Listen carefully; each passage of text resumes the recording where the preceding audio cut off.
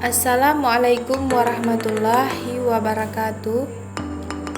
Saya akan menjelaskan mata kuliah dari pengembangan karir AUD. Pertemuan pertama, kesepakatan kelas. Strip pertama, mengikuti pembelajaran secara daring, sepadah, dan via Zoom. Strip kedua, menggunakan grup WhatsApp. Pertemuan kedua, pretest. Mengapa perlu adanya pengembangan karir? Karena pengembangan karir merujuk pada proses pengembangan keyakinan dan nilai, keterampilan dan bakat, minat, karakteristik, kepribadian, dan pengetahuan tentang dunia kerja sepanjang hayat. B. Sebutkan manfaat pengembangan karir untuk perorangan. Strip pertama, meningkatkan pengetahuan, keterampilan, dan sikap guru. Strip kedua, memperluas wawasan kompetensi guru-guru sehingga lebih memahami tujuan-tujuan pendidikan dan pengajaran, memilih dan menggunakan bahan, alat atau media, dan metode belajar mengajar yang tepat. Strip kedua, meningkatkan keterampilan mengelola kegiatan belajar mengajar, memahami problem-problem murid dan kemampuan memecahkan problem-problem tersebut dengan cara yang efektif.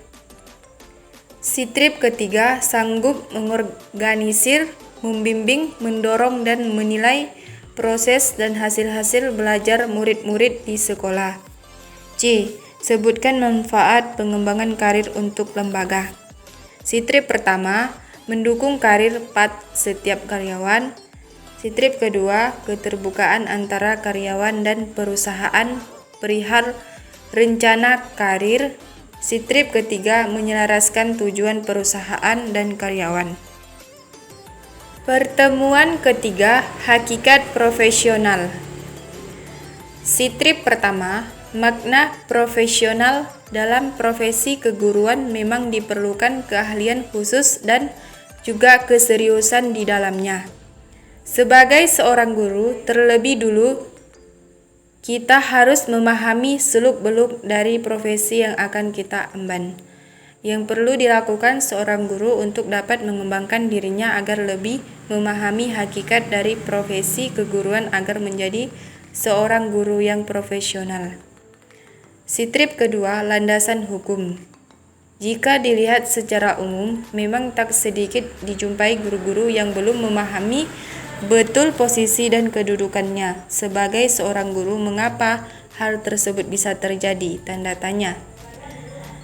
Ketidakpaham akan profesinya lah yang menjadikan seorang guru terkesan tidak menyadari kedudukannya. Dalam suatu profesi keguruan ada beberapa kompetensi yang harus dikuasai. Strip ketiga, jenis kompetensi. Yang pertama, kompetensi pedagogik. Yang kedua, kompetensi profesional. Yang ketiga, kompetensi sosial. Dan yang keempat, kompetensi kepribadian. Strip keempat, tugas dan tanggung jawab. Yang pertama, menguasai bahan pengajaran. Yang kedua, merencanakan program belajar mengajar. Yang ketiga, melaksanakan, memimpin, dan mengolah proses belajar mengajar. Dan yang keempat, menilai dan mengevaluasi kegiatan belajar mengajar. Pertemuan keempat, peran pendidikan AUD. Strip pertama, pendidikan anak usia dini memiliki fungsi untuk mengembangkan seluruh potensi anak didiknya dengan benar secara jasmani dan rohani. Pembentukan karakter anak menanamkan kedisiplinan pada anak, bersosialisasi dengan sesama teman maupun pada guru. Memberikan kesempatan anak untuk bermain sekaligus belajar. Pertemuan kelima, pembelajaran yang berorientasi perkembangan. Strip pertama, prinsip-prinsip dasar perkembangan anak.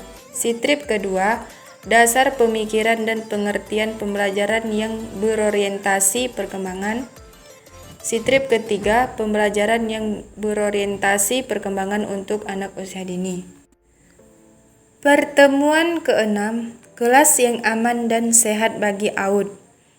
Strip pertama, sekolah yang aman, nyaman, dan disiplin adalah sekolah yang warga sekolahnya bebas dari rasa takut, kondusif untuk belajar, dan hubungan antar warga sekolahnya positif. Sekolah yang aman, nyaman, dan disiplin menyediakan lingkungan fisik (gedung, kelas, halaman), sekolah yang bersih dan aman. Dan yang terakhir, pertemuan ke-7, lingkungan dan pembelajaran yang menyenangkan bagi AUD. Yang strip pertama, lingkungan belajar adalah segala sesuatu yang berada di sekitar peserta didik yang dapat membuat peserta didik merasa senang, aman, nyaman, termotivasi untuk belajar, yang meliputi lingkungan sekolah, lingkungan keluarga, dan keluarga masyarakat. Menurut Ki Hajar Dewantara, lingkungan pendidikan mencakup yang pertama, lingkungan keluarga, yang kedua, lingkungan sekolah, dan yang ketiga, lingkungan masyarakat. Demikian yang dapat saya sampaikan atau saya jelaskan dari pertemuan pertama sampai pertemuan ke-7. Wassalamualaikum warahmatullahi wabarakatuh.